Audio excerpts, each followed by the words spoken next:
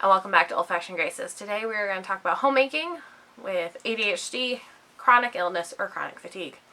One of my most popular older videos is tips for homemaking with autoimmune disease, chronic illness, or chronic fatigue. And I'm also going to add an ADHD into that mix as well. So if I remember correctly, the things we talked about were the Fly Lady system, which I don't currently follow, but I still think it's great. Things have evolved a little bit with our house. Having grace on yourself, minimalism, I think there was a fourth thing, but I don't remember what. So we are going to follow up with a part 2 to that. And I know in the last one I talked about having grace on yourself. Today I want to do something a little bit different, and I want to talk about lowering your expectations. This is twofold. This is also, one part is lowering your expectations from what you see on the internet of people's houses, of what they should look like as far as decorations and how fancy they are. And then also changing your expectations that you have based on what your other friends' houses look like. In every friend group, someone has to have the messiest house. And in mine, I think it's me. Someone has to be the messiest, just like in a race, someone has to be the slowest. It's just how life works. There's a couple things to remember, though, when we're comparing ourselves to our friends, our relatives' houses. One, we shouldn't be comparing. But also, you likely do not know what it actually looks like on a normal day-to-day basis. Even if you stay over for an extended period of time, they are likely putting in extra effort to make it look extra nice, extra clean, extra well put together. And also, you don't know what their limitations are. Maybe this is doable for them. But guess what? It's probably not doable for you. Now, I'm not saying we should just give up and let our houses just turn to a complete pigsty. But know that our reality might be quite a bit different than our friends or the people we see on the internet. The next biggest thing, I think, for homemaking or even just living with ADHD, chronic fatigue, chronic illness, or autoimmune disorders is taking care of your health. Now, I'm going to talk about what works for me. The general things, they will work for a lot of you. They won't work for some of you. Obviously, use your common sense. Talk to your care provider. I'm not a doctor, but this is what works well for me. The first thing is prioritizing sleep as much as possible. Now, I am a mom of little kids, so this is definitely hit and miss. When I have a nursing baby, it's not like I'm getting a full night's sleep. We co-sleep, we nurse on demand, so we are talking sometimes 7+ times a night nursing. But I do prioritize sleep as much as possible. For me, that looks like prioritizing naps as many days a week as possible. I try to at least get 5 days a week of naps, and it's easy to feel like I'm lazy for doing that. There's a lot of things we can't do because nap time is so important for the kids, but also for me. Like, I'm not making these videos during nap time. I'm not pursuing my hobbies during nap time, unless you count sleeping as a hobby. I'm not cleaning our house during nap time. I am napping, unless I have, like, a child that's screaming. But otherwise, I am napping during nap time because that is what my body needs. I cannot function without the added sleep. The next thing is eating whole foods and nutrient-dense foods. So eating as much whole foods as possible, eating a lot of nutrient-dense foods, so red meats, things like nettle, and then organ meats are a huge one. So I actually wrote an entire ebook about how to incorporate organ meats, specifically liver, into your diet if you do not like the taste, the texture, or the smell of them. Because I don't, and a lot of times I saw things like, ew, just, cube it up and swallow it frozen. Which sounds absolutely disgusting to me. I can't do that. So, if it works for you, great, but that doesn't work for me. Or like, just soak it in buttermilk and then fry it up with onions. Your classic liver and onions. Nope, not happening. So I have come up with ways to microdose it into my diet every day, and to hide it, I make a kick butt seasoned salt recipe, which is in the ebook, but it's also for free on my blog. So I will link a couple of the recipes that are free on my blog below, as well as the ebook if you want to really get into it. But that has made a huge difference in my health. All the bioavailable micronutrients and vitamins in organ meats have just been life-changing. I'm also hydrating Now, I am someone who has been chronically dehydrated almost my entire life. I don't mind the taste of water. I actually like good water. I've grown up on well water, so not city water, but just like good well water. I like it, but I'm not someone who tends to get thirsty.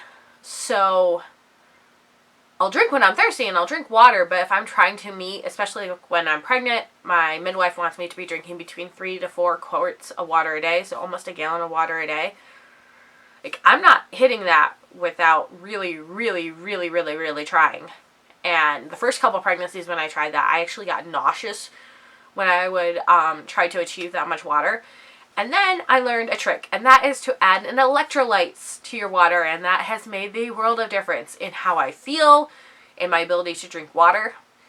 So I started taking the Redmond Real Salt Relight electrolyte mix, and that has made a world of difference in how much water I am able to consume a day. I do not take it at the recommended dose. That is way, way too strong for me. I take it about a quarter of the amount. So I do like a half scoop for a quart of water. That's about the perfect amount for me. Adds a little bit of flavor, and that saltiness, it really makes a difference. I can drink a whole quart of water and not feel nauseous afterwards, which is huge because no one wants to feel nauseous, especially when they're pregnant, especially when they're already dealing with nausea, either from pregnancy or some of my digestive issues leaves me feeling nauseous at times. So to be able to drink water without feeling nauseous is huge. I am going to share I'll have a link below for the electrolyte. I am partnering with them as an Amazon associate. But I have loved and used them for 3 years now, I think. And I've gotten my family hooked on them. It's amazing. I really like it. So that's what I do. It works well for me. It helps me get in my electrolytes and my water, which is really important. The other thing that I find really important for my health is proper supplementation.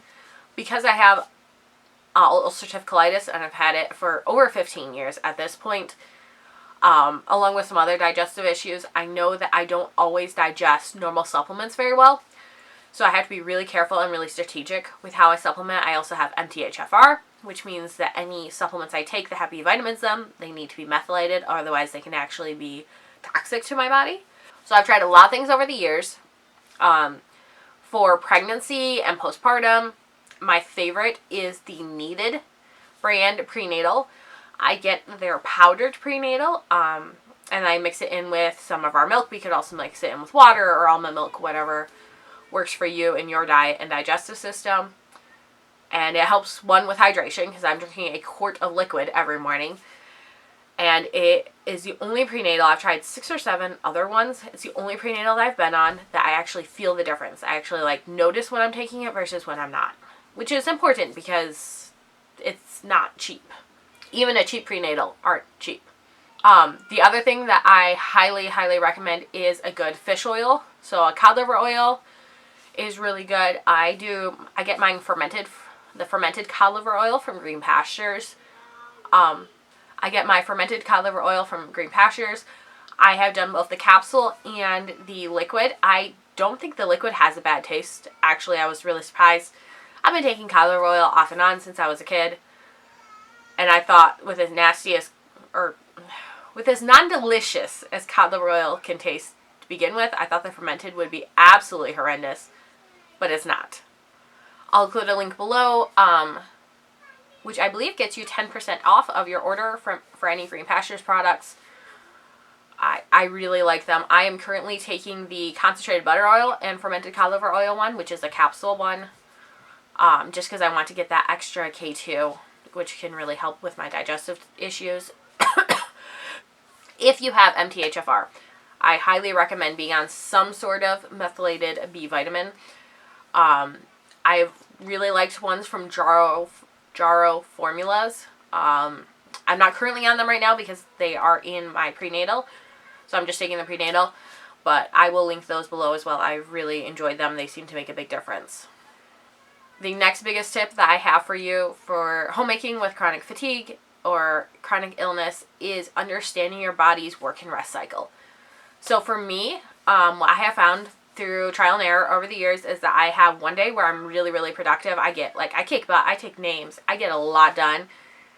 And then the next day is a rest day for me. Like, I might clean the house, make a bunch of food, do a bunch of laundry one day. And then the next day, I'm just kind of chilling, recharging, letting my body fuel itself again.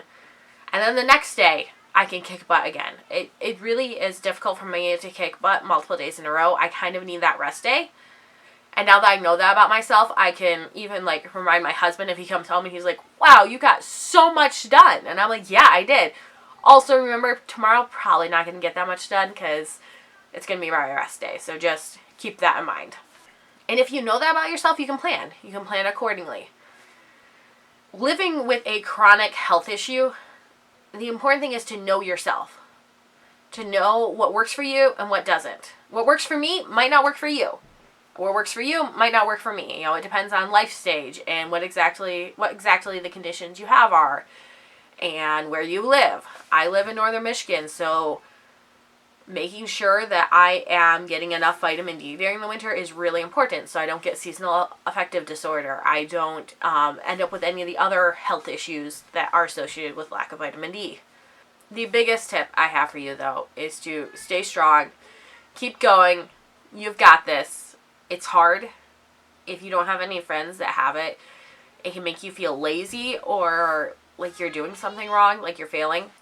Just because you struggle to do things that your friend, your neighbor, your sister, your mom can do with ease doesn't mean you're failing.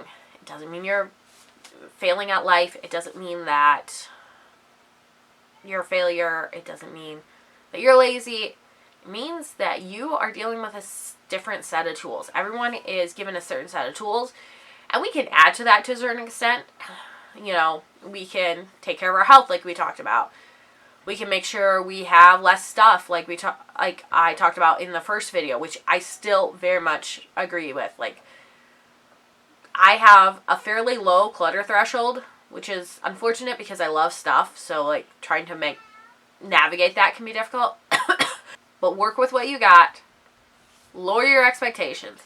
Take care of your health. Take that nap if you need it.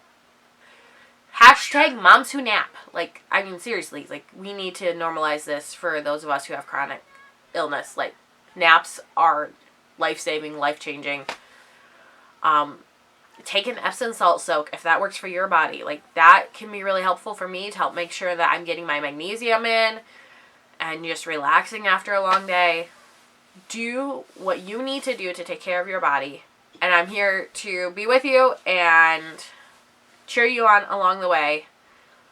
I would love to hear down below any tips that you have for homemaking with chronic illness, chronic fatigue, autoimmune disorders, or ADHD. Let's help each other out.